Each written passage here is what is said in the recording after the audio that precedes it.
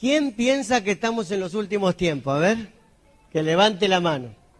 Muy poco, no se animan, algunos. Le voy a hacer una lógica, a ver ustedes qué piensan de esta lógica. Voy a hacer una lógica, o sea, un pensamiento lógico, y ustedes me dicen qué pasa con esta lógica. ¿Dios es poderoso? Sí, ¿no?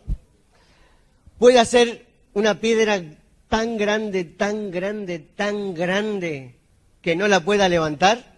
Sí, pero si no la puede levantar no es poderoso. ¿Dios es todopoderoso? Sí. ¿Puede hacer una piedra tan grande, tan grande, tan grande, tan pesada que no la pueda levantar?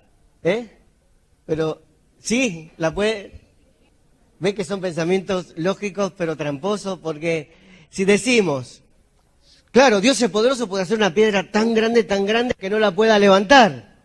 ¿No es cierto? Si es poderoso lo puede hacer, ¿no? Pero si no la levanta, no es poderoso. ¿Ves que es una trampa? Eso se llama sofisma, que quiere decir una lógica que no tiene ninguna base en la realidad y que solamente te lleva a una trampa. En los últimos tiempos, dice la palabra de Dios, que aparecerán gente que predicarán según el oído de la gente y buscarán lógicas y harán razonamientos que están totalmente vacíos y que no tienen nada. O sea, son trampas. Son trampas. Por eso hay que tener mucho cuidado. Este mes es el mes de la Biblia, ¿no?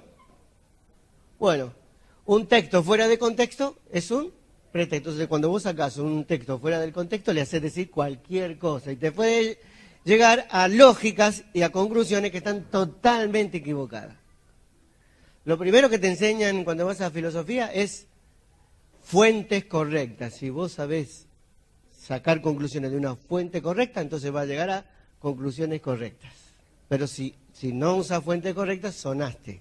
Y en los últimos tiempos aparecerá tanta gente que dirá tantas tonterías en el nombre de Cristo y en el nombre de la Biblia y en el nombre de versículos fuera de contexto. A veces uno entra en YouTube y escucha ciertas cosas, uy, me enfermo, me duele el estómago. Dicen cosas fabulosas a los ojos humanos, pero no tienen la más mínima idea de lo que es realmente la palabra de Dios. Pero hoy es el mes de la Biblia. Allá hay un plan de lectura anual de la Biblia. ¿Cuántos están leyendo la Biblia? 3 capítulos por día. Y sacando las conclusiones muy simples, según lo que dicen, sin retorcerlos en nada, en el contexto y se terminó. Una de las cosas básicas que al estudiar filosofía y después ir al seminario, me di cuenta que hay muchas cosas, que inclusive libros, todo que están basados en cualquier cosa menos en la palabra de Dios. Y entonces mucha gente que no tiene base bíblica verdadera y real, entonces le hacen creer cualquier cosa. Y eso es un problema muy serio. En los últimos tiempos predicarán cualquier cosa, llevarán a la gente a escuchar lo que quieren escuchar, lo dice la Biblia, pero no tiene nada que ver con Dios. El anticristo sale de adentro de la iglesia. ¿Cuántas personas, cuando uno predica, tienen su Biblia en su mano y ven si lo que uno está diciendo está correcto? ¿Cuántos toman apuntes? ¿Cuántos corrigen? ¿O les encanta escuchar a un predicador que los emocione y no saben ni de dónde sacó lo que dijo ni nada? Vivimos tiempos muy difíciles, donde lo que se predica afuera y aún adentro de las iglesias no tiene nada que ver con la palabra de Dios. Vivimos tiempos muy difíciles. Viajo en la ruta, no sé, no cada kilómetro, pero cada tantos kilómetros veo las cintas rojas. ¿Saben lo que es eso? Gauchito Gil. La gente cree en el Gauchito Gil. Soy sanjuanino, la difunta Correa. Mucha gente va a la difunta Correa, le hace promesas a la difunta Correa y, entre comillas, la difunta Correa le contesta. Y entonces van y hacen la maquetita de lo que le han contestado y caminan los tantos escalones, que no me acuerdo cuántos, de rodillas, sangrándole las rodillas, llegan arriba, entra la maquetita, porque la difunta Correa le contestó lo que le habían pedido. ¿Qué otra cosa hay? La Pachamama. La Biblia, por ejemplo, dice que el Señor puso al ser humano en el capítulo 2 de Génesis en el jardín para que lo cultivara y cuidara. El cuidado de la tierra está bien, pero de ahí a pensar que la tierra es una diosa, ¿no? O el equeco, si vos crees en el equeco te va a tener plata, ¿no? O Pilato, Pilato, si eso era cuando yo era joven, hace muchos años, no se usa más, ¿no? Hacías un nudo en un pañuelo, decía Pilato, Pilato, si no me contestás no te desato, algo así era. Si no me contestás no te desato, ¿no? ¿Cuánta gente ven ustedes que piensan en distintas cosas y creen en esas cosas que en ellos está la respuesta, ¿no? Ahora, seguramente cuando veamos el pasaje de hoy, para muchas personas puede estar muy claro el texto, pero en la práctica no lo obedece. Juan, capítulo 8, versículo 31. ¿Quién tiene su Biblia? En papel. ¿Quién lo tiene en celular? Hay montones de gente que lo tiene en celular, ¿verdad? También, la Biblia está acá también. Así que lo pueden buscar.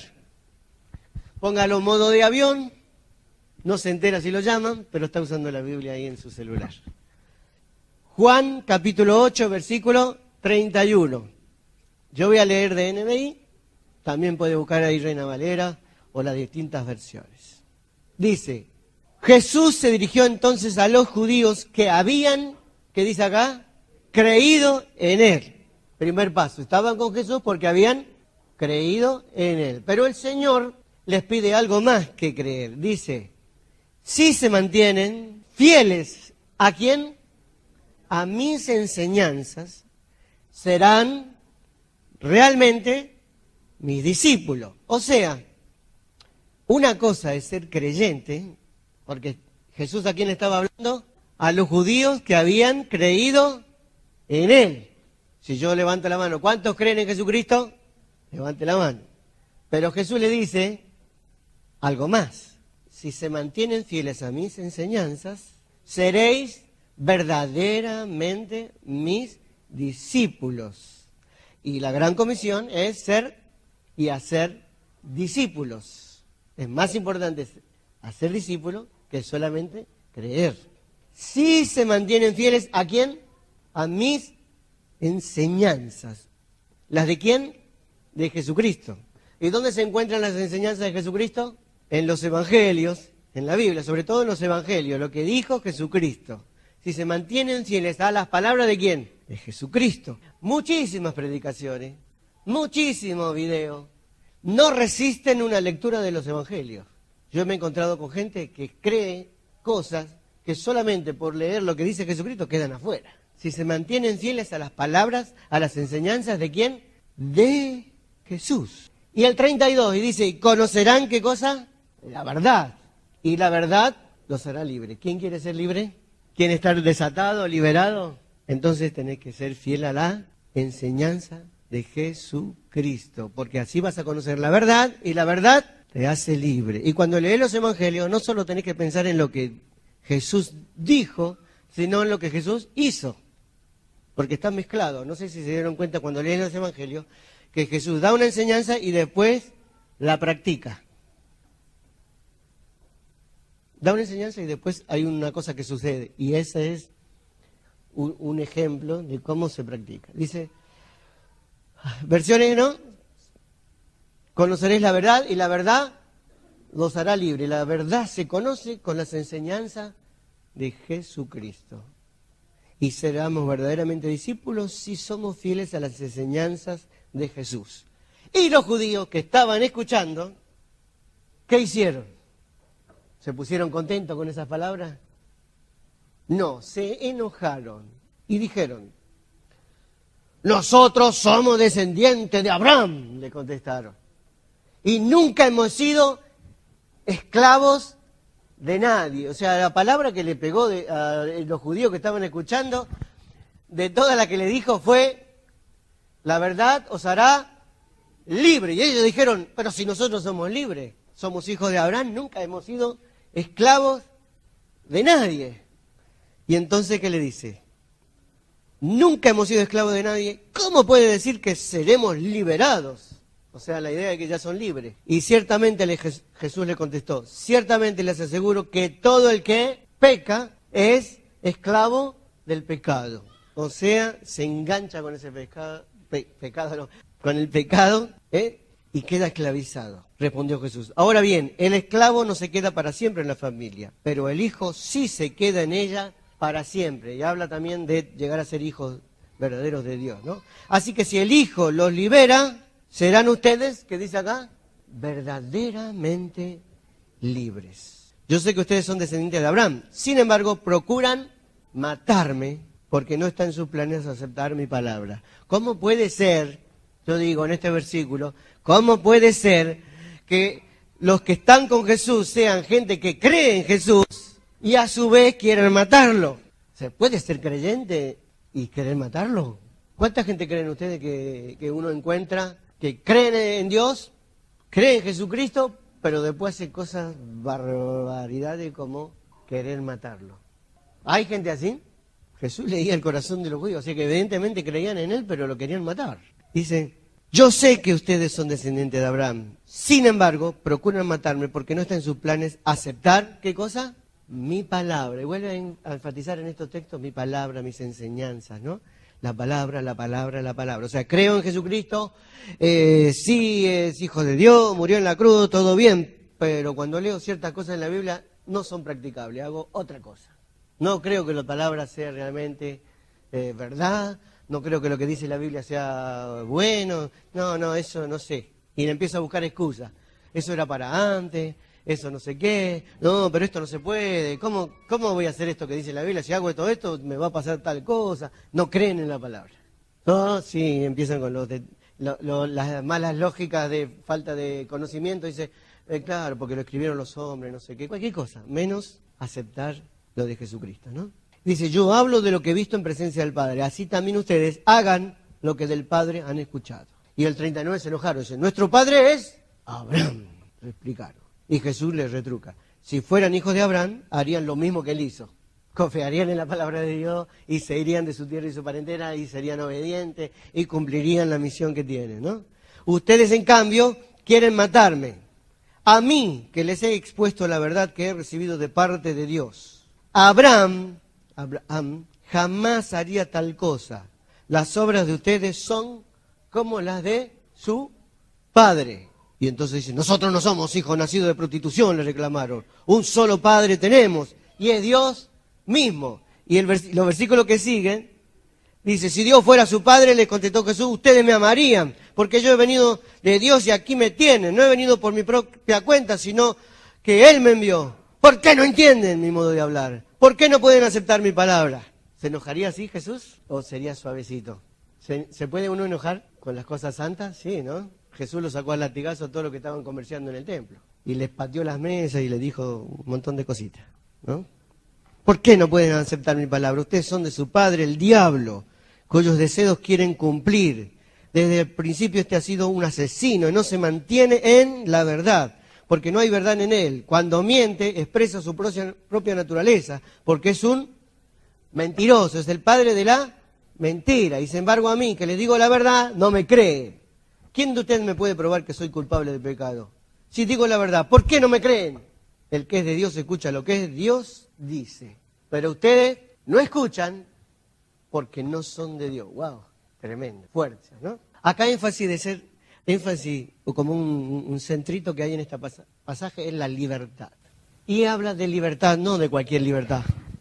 Libertad del pecado, habla en el pasaje, ¿no? Un texto fuera de contexto es un pretexto. ¿De qué está hablando? De la esclavitud del pecado, nuestros propios errores, nuestro propio pecado, nuestra propia equivocación nos mantienen presos. Y para salir de esas prisiones que nosotros a veces, hay gente que está, no sé, 20, 30, 40 años o toda su vida preso de algunas cosas, de sus propias equivocaciones. Y eso puede ser miembro de la iglesia, hijo de creyentes, familia, de un pueblo, descendiente de Abraham, qué sé yo, todo lo que vos quieras. Pero si estás equivocado, podés estar preso de esa equivocación el resto de su vida. ¿Saben cuánta gente yo conozco que está presa de algunas ideas que tienen en su cabeza y no avanzan nunca en su vida de verdad? Y no pueden acceder a ser prósperos y ser felices y tener el acceso a la salvación, a la libertad de Dios, al poder de Dios, a la plenitud de Dios, porque están enganchados con una cosa que los deja afuera y están perdón, ¿no? Están ahí, ¿no? Ahogándose en un vaso de agua y ahí adentro, y adentro, y adentro. Y no confían en la palabra de Dios, no creen en Jesucristo, no le dan el lugar a Dios y siguen enganchados en esas prisiones. Y se pasan toda la vida en eso. La pregunta que uno se puede hacer como creyente, porque bueno, los que creen en Gauchito Gil, la difunta Correa o en alguno de los otros dioses y no sé, hay tantas cosas para confiar, hay tantas cosas en que la gente dice, bueno, si hago esto, hago lo otro, las cábalas y un montón de cosas, ¿no? Ahora, ¿cuál crees vos, hermana, en tu cabeza que te puede dar la verdadera libertad en tu vida? Yo te puedo decir, si no es una confianza en Cristo y en sus enseñanzas, vas a estar esclavo el resto de tu vida. Mucha gente dice, ¿por qué no avanzo? Y se la agarra con quién, no sé, con fulano de tal, o fulana de tal, o no sé, se la agarran con alguien y se quedan presos de eso. O tienen conflicto, o no sé, y se quedan ahí, se quedan ahí, se quedan ahí, se quedan ahí. ¿En quién hay que ser fiel? En Jesucristo y en su palabra, en lo que dice Jesucristo. ¿Sí o no?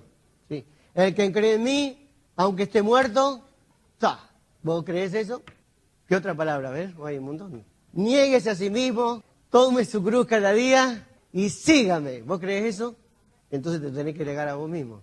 ¿Sí? ¿Qué otras palabras son de Jesucristo, por ejemplo? Ama a tu prójimo como a ti mismo. ¿Estás amando a tu prójimo? Ah, no, pero yo, si no me aman a mí primero, yo no voy a amar al otro. Eso es una ilógica. Eso está al revés, ¿no?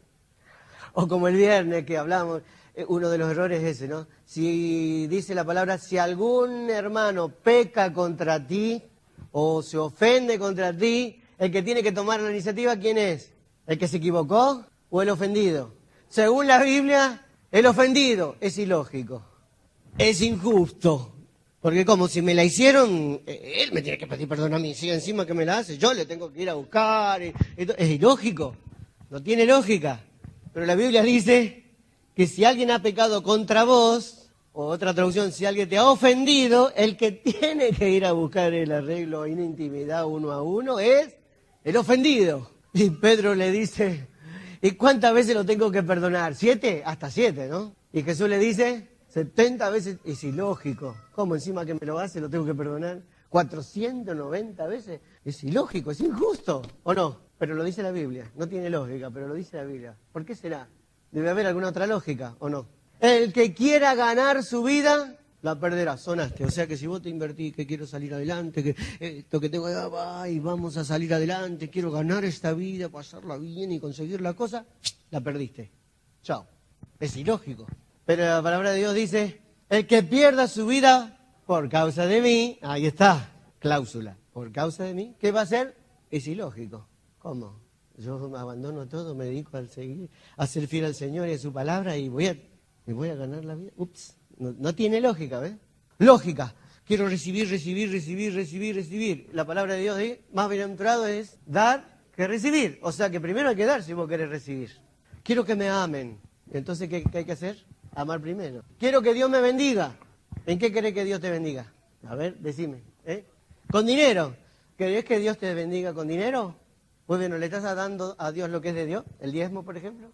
¿Las ofrendas? No, entonces ¿cómo quiere decir que Dios te bendiga? Entonces, primero da y después espera recibir. Pero algunos piensan al revés, con lógica. Primero quiero recibir y después dar. ¿Que hay predicadores y pastores truchos que le sacan la plata a la gente? Claro que sí, por supuesto. Entonces metelo preso, denuncialo. Ah, pero es siervo de Dios. No, si lucra con la plata de la gente, es un delincuente, un prevaricador. Pero eso no invalida la enseñanza del diezmo, porque el diezmo es lo que sostiene a las congregaciones. Si no hay diezmo, no hay congregaciones. Y más en iglesias como la nuestra, donde la finanza, yo no toco un peso ni decido las decisiones de la plata, nada. Entonces es otra cosa. Ahora, pero es un problema de fe. ¿Qué otra ilógica? A ver, hay cosas ilógicas en la Biblia, pero que son verdades de Dios. Hay promesas, y todas las promesas son condicionales. Si vos haces tal cosa, el más alto nivel de espiritualidad en la Biblia es el que a través del poder del Espíritu Santo se transforma en una persona que sirve a las cosas de Dios y sirve a los demás, que sirve a su familia, que cuida a sus hijos, que cuida a sus padres. O sea, el amor al prójimo no es solamente practicable en la iglesia, es en todos lados, ¿sí? Pero el que sirve, ese es. O sea, siempre en la Biblia te predica algunas cosas que en el mundo están muy mal vistas.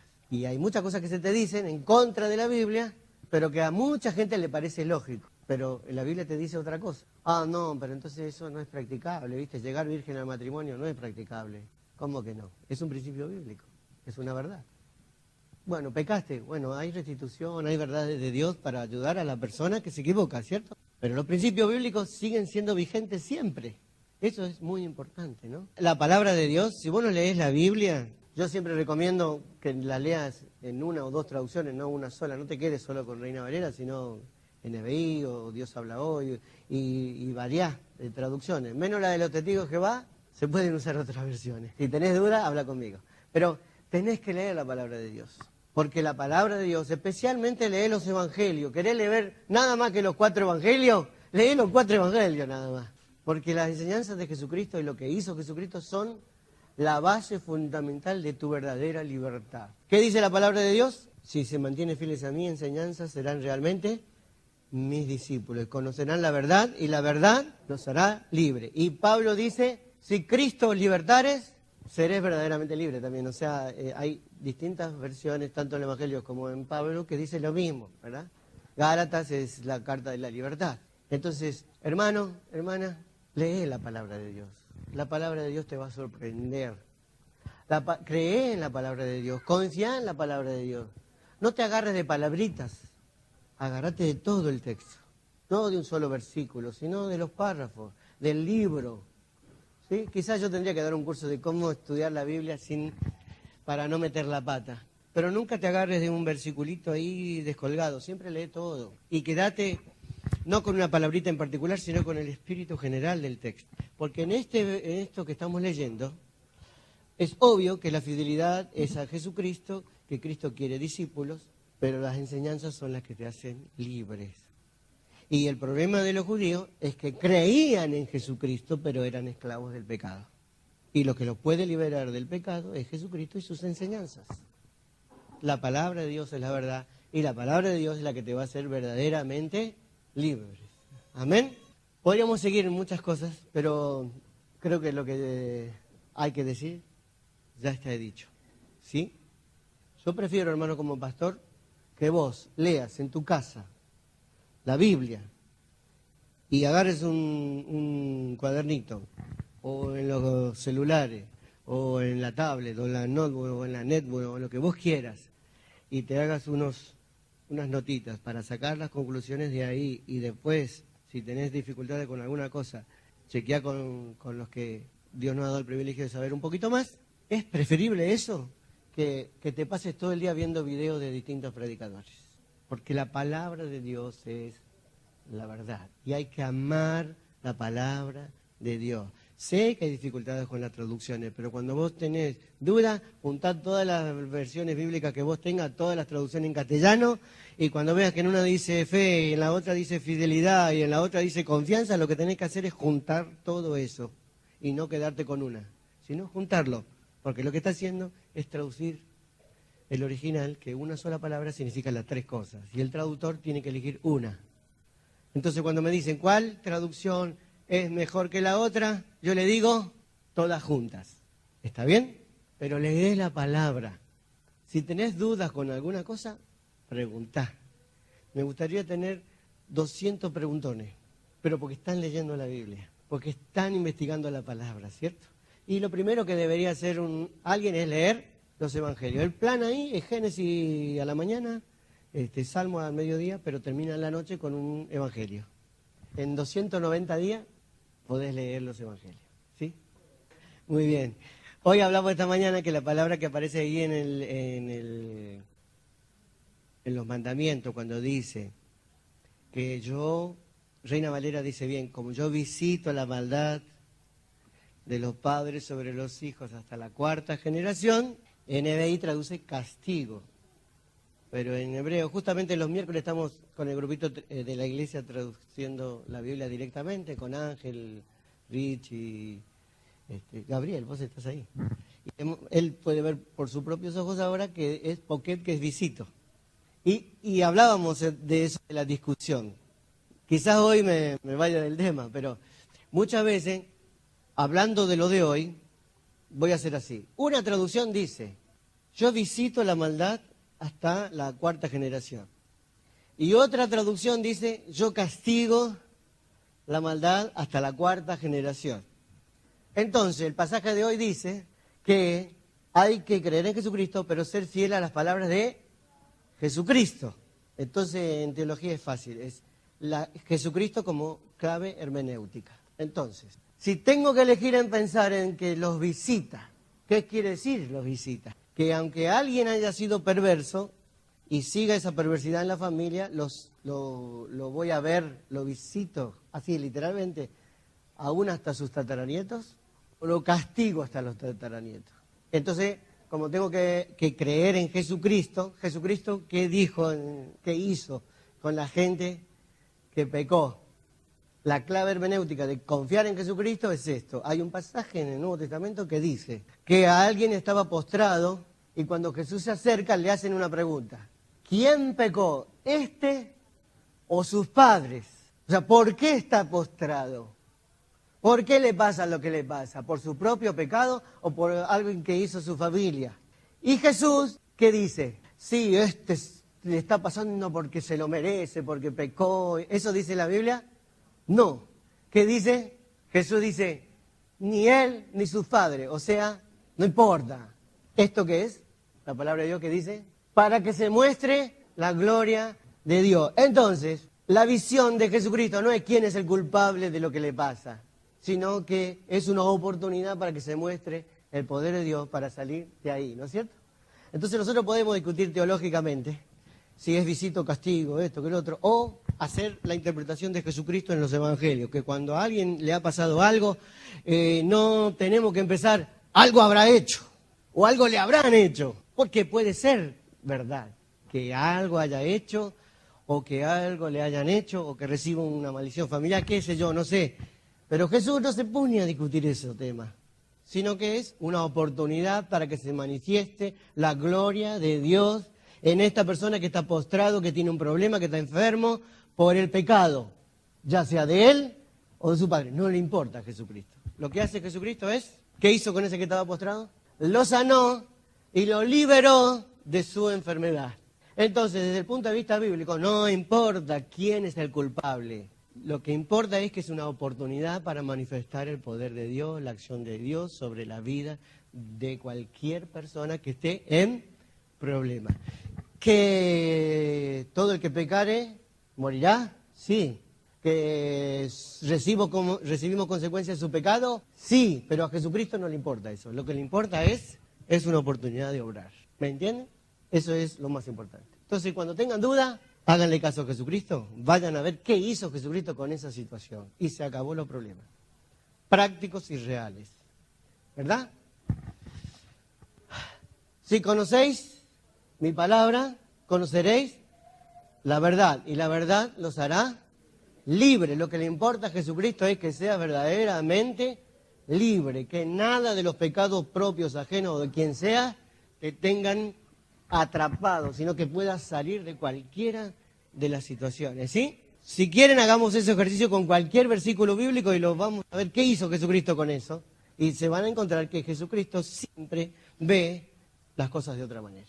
Perspectiva eterna, con una perspectiva de triunfo, con una perspectiva de liberación, de sanación, de curación, de plenitud, de servicio, de ministerio, ¿no? De lo que sea.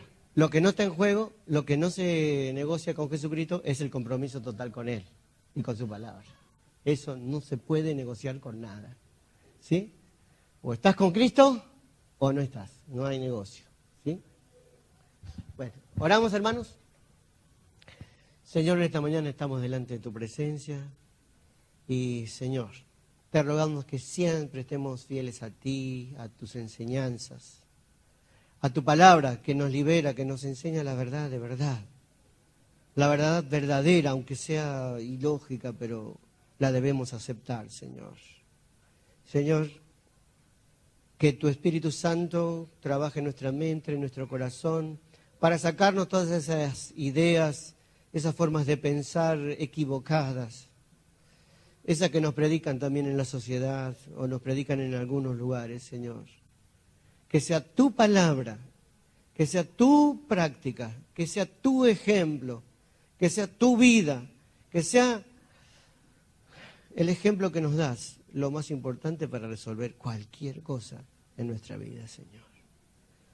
Tenemos bendición de ti, Señor. Creemos en ti. Ayúdanos a ser fieles, a ser verdaderamente tus discípulos, porque queremos estar con vos y queremos tener ese poder, queremos tener la salvación y queremos tener la libertad, Señor. En tu nombre te lo agradecemos, Señor.